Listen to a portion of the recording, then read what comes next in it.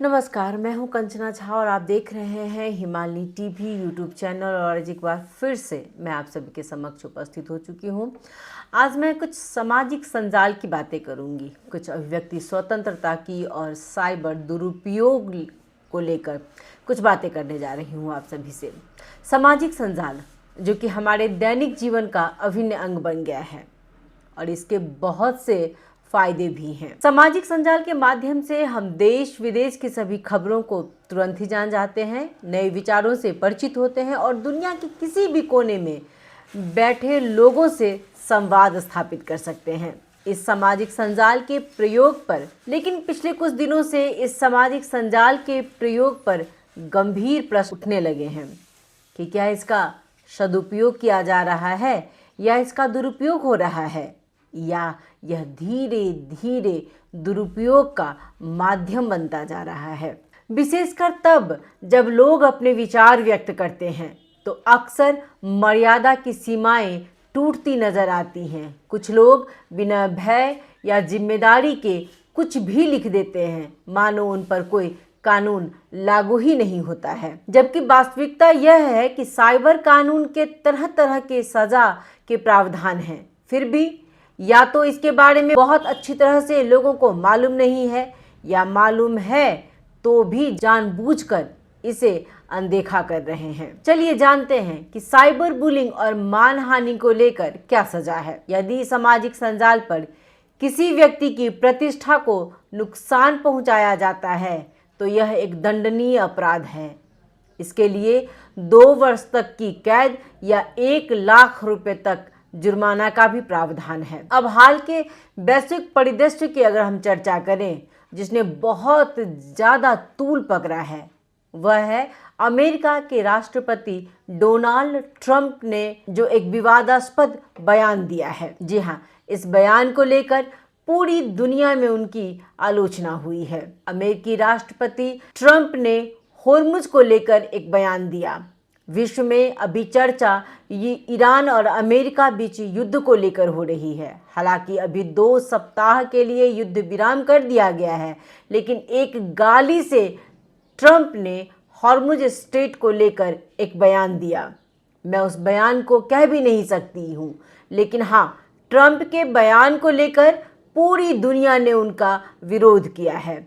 Trump के बयान को लेकर विश्व के सामाजिक संजाल ने आलोचना की और कहा कि ट्रंप को इस तरह का बयान नहीं देना चाहिए था। दुनिया की सबसे ताकतवर, अपने को श्रेष्ठ समझने वाला अमेरिका के राष्ट्रपति को इस तरह की भाषा शोभा नहीं देती है और इसका पुरजोर विरोध किया गया। सामाजिक संजाल पर विश्व के वरिष्ठतम लोगों ने ट्वीट किया कि क्या राष्ट्रपति ट्रंप को हॉर्मुज स्ट्रेट को लेकर इस तरह की बयानबाजी करनी चाहिए? नहीं, और हरगिज नहीं करनी चाहिए। यदि इसी संदर्भ को अब हम नेपाल से जोड़कर देखते हैं तो कुछ ही महीने पहले इसी तरह के शब्द का प्रयोग सामाजिक संजाल पर हमारे प्रधानमंत्री बालेन ने भी किया था, लेकिन उनके इस बयान को नेपाल में बहुत ज़्यादा तूल नहीं दिया गया, ना ही कुछ तीखी प्रतिक्रिया आई। इससे एक और बात साबित होती है कि हम नेपाली अच्छी चीज़ों को कम अपनाते हैं और नकारात्मक चीज़ों की ओर हमारा ध्यान जल्दी जाता है। अब आजकल जो सामाजिक संजाल का दुरुपयोग हो रहा है उसके बारे में कुछ बातें करें। सामाजिक संजाल यानी वाक स्वतंत्रता की बात आती है, यहाँ अभिव्यक्ति स्वतंत्रता की बात आती है। यह सच है कि हर एक नागरिक को अभिव्यक्ति की स्वतंत्रता प्राप्त है। संविधान ने हमें अपने बातों को, अपने विचारों को विरोध करने का, प्रदर्शन करने का अधिकार दिया है, लेकिन स्वतंत्रता का अर्थ अराजकता हरगिज नहीं है। अपनी बात को रखना हर किसी के अधिकार की बात है, लेकिन उसे मर्यादित और जिम्मेदार तरीके से रखना भी उतना ही आवश्यक है। लेकिन जिस तरह से ट्रंप और प्रधानमंत्री बालेन ने अपनी अभिव्यक्ति दी, क्या ये सही थी? तो नहीं। राष्ट्रपति और प्रधानमंत्री जैसे उच्च संवैधानिक पद केवल प्रशासनिक शक्ति ही नहीं बल्कि संस्थागत गरिमा और सार्वजनिक आचरण के प्रतीक भी होते हैं। इसलिए उनकी भाषा पर विशेष नैतिक और राजनीतिक जिम्मेदारी होती है। अपनी पदीय मर्यादा का ध्यान में रखना बहुत ज़रूरी होता है। अब मैं आती हूँ असली मुद्दे पे। जी हाँ, अमीषा पराजुली, इस नाम से आप सभी परिचित हैं। हाल ही में अमीषा पराजुली का मामला इस बहस का केंद्र बना। अमीषा केवल एक उदाहरण है, उन जैसी कई लड़कियां और कई महिलाएं प्रतिदिन सामाजिक संजाल पर दुर्व्यवहार का शिकार बनती हैं। अमीषा ने एक राजनीतिक मुद्दे पर अपनी राय रखी, जो उसका संवैधानिक अधिकार है, लेकिन इसके बदले में उन्हें जिस तरह की गालियां, धमकियां और यहाँ तक कि बलात्कार जैसी घिनौनी टिप्पणी भी झेलनी पड़ी, वह समाज के भयावह चेहरे को उजागर करती है। अमीषा किसे चुनती है, किस पार्टी की झोले है, या सड़क पर उतरकर किसी एक के विरोध में बोलती है, किसी के पक्ष को लेकर सड़क पर उतरती है, ये उसके अधिकार की बात है। ज़्यादा उम्र की नहीं है अमीषा, इसलिए ज़्यादा परिपक्व भी नहीं लग रही है। हो सकता है कि राजनीति में ज़्यादा पकड़ नहीं हुई है अभी उसकी। उसे देश के लिए ओली ही पसंद है, क्योंकि ये विचारधारा की बात है कि कौन किसे पसंद करता है। इस पर कोई अपना दबाव नहीं डाल सकता है कि मुझे ये नेता पसंद है या ये पार्टी पसंद है तो आपकी भी पसंद वही हो। हर एक की अपनी अलग अलग पसंद है और वो अपने विपक्ष को लेकर विरोध कर सकते हैं। जहां तक बात है नेपाल के संविधान की, तो संविधान ने हर व्यक्ति को अभिव्यक्ति स्वतंत्रता, विरोध करने का, सड़क पर प्रदर्शन करने का अधिकार दिया है और इस अधिकार का सभी ने अपने अपने समय में प्रयोग भी किया है। इसलिए जब पूर्व प्रधानमंत्री ओली को गिरफ्तार किया गया तो इसके विरुद्ध उनके पक्ष वालों ने सड़क पर प्रदर्शन किया। प्रदर्शन में तो और भी बहुत कुछ हुआ, लेकिन अमीषा सबसे ज्यादा चर्चे में आई क्योंकि उसने खुलकर सरकार का विरोध किया था। विरोध करना उसका मौलिक अधिकार है, इसका हनन कोई नहीं कर सकता है। लेकिन आश्चर्य तब हुआ जब सामाजिक संजाल पर उसे लेकर न जाने कैसे कैसे शब्दों का प्रयोग किया गया। रेप शब्द का प्रयोग तो न जाने कितनी बार किया गया है। आज जो इतनी धर पकड़ हो रही है, कहाँ हैं ये लोग जिसने अमीषा के फेसबुक, उसके मैसेंजर में जाकर के भी तरह तरह की बातें की हैं। ऐसा नहीं है कि अमीषा अकेली है सामाजिक संजाल पर, उसके साथ उसके घर वाले हैं, दुनिया जहान के लोग शामिल हैं। वह अमीषा के परिवार वाले हैं या फिर जिस शख्स ने गलत शब्द का प्रयोग किया है वो भी कोई अकेला नहीं है सामाजिक संजाल पर, उसके परिवार के लोग भी सामाजिक संजाल पर उसके साथ जुड़े हुए हैं। तो समझ में नहीं आता है कि परिवार वाले अगर सामाजिक संजाल पर होंगे तो उनका रवैया अपने बच्चों के साथ कैसा रहा होगा। फिर किसी एक व्यक्ति ने नहीं, कईयों ने रेप की बात लिखी है। क्या बच्ची डरी नहीं होगी? क्या यहाँ सामाजिक संजाल का दुरुपयोग नहीं हो रहा है? क्या सरकार को नहीं चाहिए कि ऐसे व्यक्तियों के खिलाफ एक्शन ले? यहाँ यह नहीं देखना है कि अमीषा एमएलए की झोले है या कार्यकर्ता है। यहाँ यह देखना है कि वो नेपाल की नागरिक है और उसकी चरित्र हत्या करने का अधिकार कोई किसी को नहीं दे सकता है। फिर भी उसके हिम्मत की दाद देनी होगी। वो सामाजिक संजाल पे दिख रही है, अपनी बातों को रख रही है।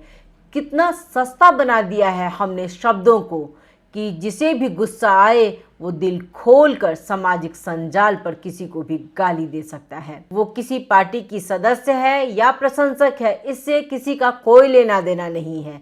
लेकिन यदि कोई उसके चरित्र हनन की बात करता है, रेप की बात करता है, तो ऐसे व्यक्तियों को सजा मिलनी ही चाहिए। विचारधारा नहीं मिल सकती है, जो उसे पसंद है वो मुझे पसंद हो ये ज़रूरी नहीं है, लेकिन जहाँ दुर्व्यवहार की बात होगी, उसके मान सम्मान की बात होगी, तो उसके पक्ष में लोग खड़े होंगे। अमीषा ने ओली की गिरफ्तारी को लेकर बीच सड़क पर कहा था कि यह असंवैधानिक और अन्यायपूर्ण है। उसने सार्वजनिक रूप से ओली का समर्थन किया। उसके द्वारा ओली का समर्थन करना बहुतों को पसंद नहीं आया और पसंद आना जरूरी भी नहीं है, लेकिन अगर उसके साथ कुछ गलत व्यवहार होता है तो ऐसे में सच में चुप नहीं बैठना चाहिए। दूसरे पक्ष के प्रशंसकों को क्या पसंद नहीं आया अमीषा को लेकर के? एक तो अमीषा का विरोध करना और दूसरा उसका महिला होना।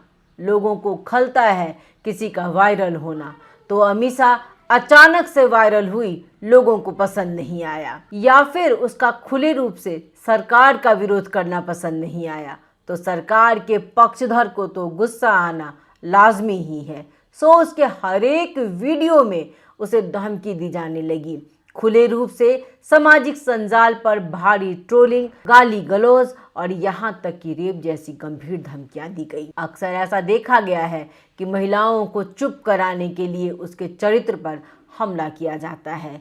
यह एक आसान लेकिन बेहद खतरनाक तरीका बन चुका है। हालांकि ये उसकी बहादुरी है, मैं पहले भी कह चुकी हूँ कि उसकी बहादुरी है कि वह डरी नहीं है और खुलकर अपनी बातों को रखती आई है। उसने इन धमकियों और चरित्र हनन के खिलाफ नेपाल प्रहरी के साइबर ब्यूरो में शिकायत दर्ज की है और उन लोगों के खिलाफ कार्रवाई करने की मांग भी कर रही है। यहाँ यह सवाल उठता है कि क्या किसी की राजनीतिक पसंद उसके चरित्र हनन का आधार बन सकती है। नेपाल में साइबर अपराधों में बहुत तेजी से वृद्धि हो रही है। इसके तथ्यांक की अगर बात करें तो पिछले 4-5 वर्षों में लगभग 7-8% ज़्यादा बढ़ गया है। ये 2019 या 20 की हम लोग अगर बात करें तो यहाँ लगभग 2300 शिकायतें थीं।